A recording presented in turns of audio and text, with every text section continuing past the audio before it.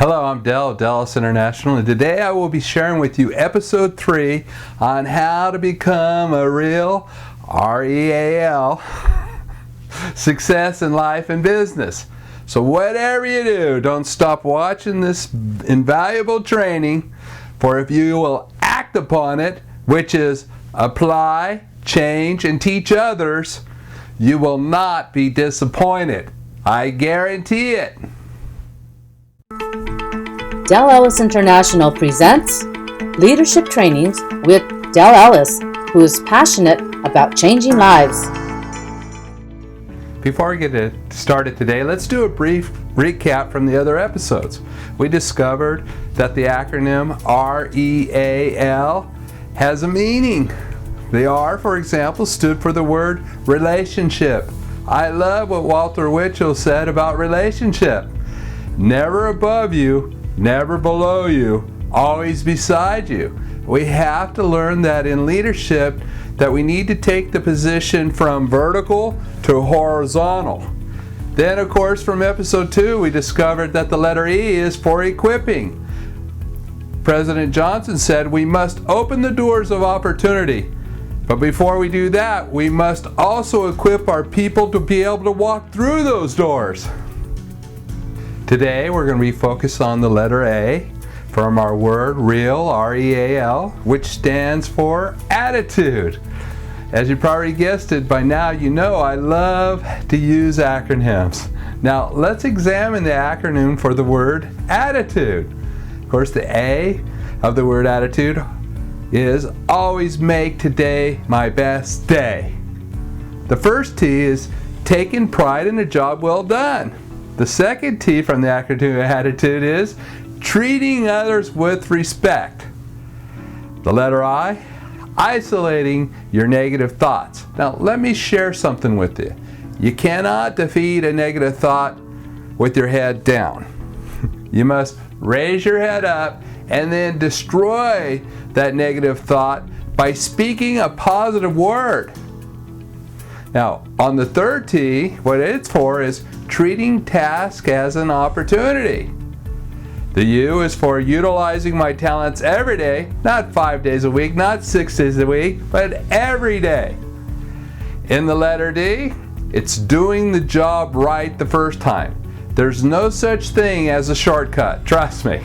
You either take the time to do it right the first time or plan on taking the time to do it the second or third or fourth or fifth time, which takes more time than doing it right in the first place, doesn't it? You know, and our last letter is the letter E. Expecting positive outcomes daily. Remember the law of attraction. What you think about is what's going to come to you. I love what William Churchill said about attitude is a little thing that makes a big difference. How's your attitude been? Now, you might find this interesting, but psychologists have found that when people are appraised for promotions at their companies, most company executives look at the following things. Number 1, what's their ambition? How ambitious are you? And if you're not, why aren't you ambitious anymore? Number 2, the person's skill level. Okay?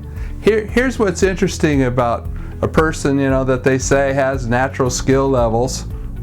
They have a tendency to ride on their level without doing an improvement. Here's what I got to share with you. If there's somebody that works with you that's working on improving their skill level, and they might be at a lesser point now, but eventually they will continue to grow and then someday surpass you. Is that what we want? Number 3, what's your attitude towards your company? It's just not how you act at work. That's easy. But what about when you're away from work? What picture are you painting for people about your work? Number 4, their attitude towards other people. Do you see the best or the worst in people?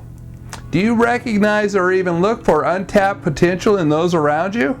Or is it just all about you? Number 5, their attitude towards excessive demands on their time and their energy.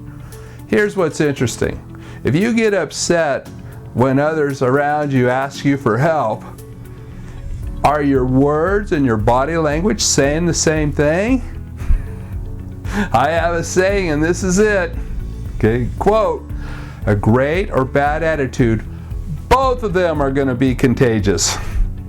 Now, John Maxwell, my mentor and teacher, he taught me that leadership has less to do with the position than it does with our disposition. What has our disposition been? Has it been positive or has it been negative?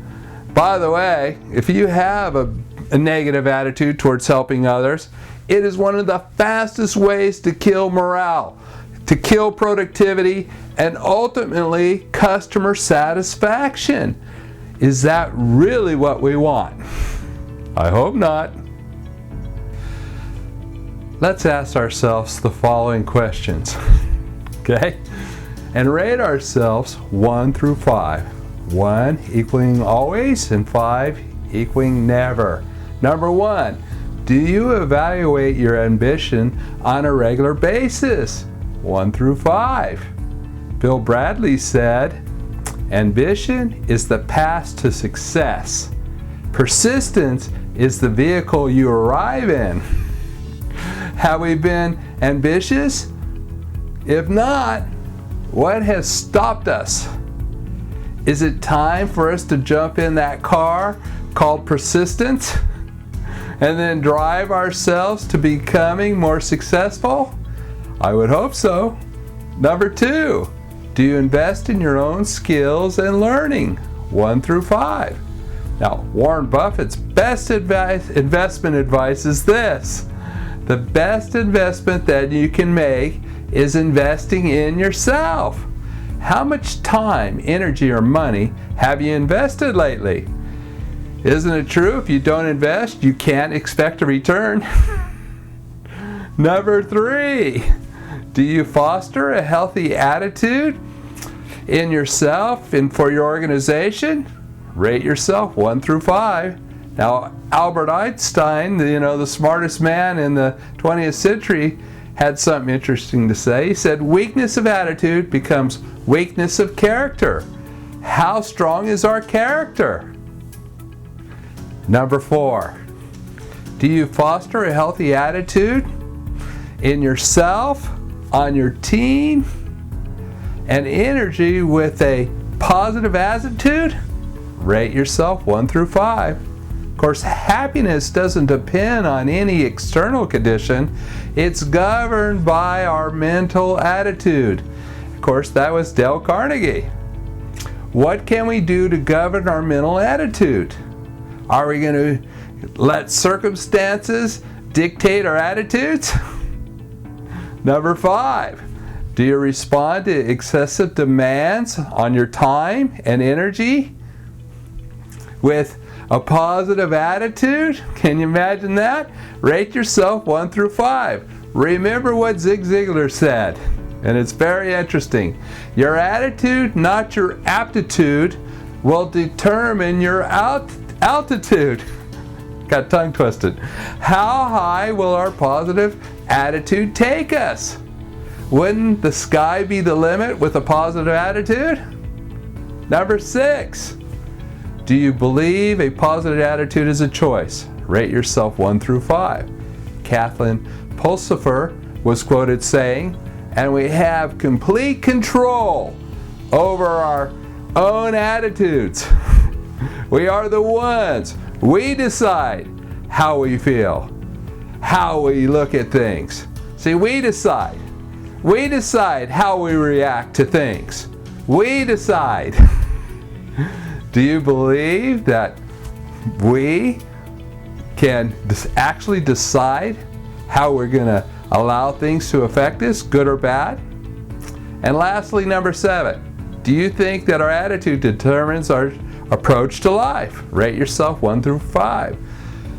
The state of your life is nothing more than a reflection of your state of mind. That was Dr. Wayne W. Dyer. What is your mind reflecting right now? Is it positive or is it negative? How do you feel it affects not only yourself and your life, but what about the lives, about the others that you live with and work with. Well, that's today's lesson on, attitude out of our episode of how to become more successful, or real success in life and business. By the way, if what I shared with you today has helped you in any way, please do me a favor, subscribe, thumbs up it, leave a comment, okay? And my name is Del Ellis, and I'm passionate about changing lives.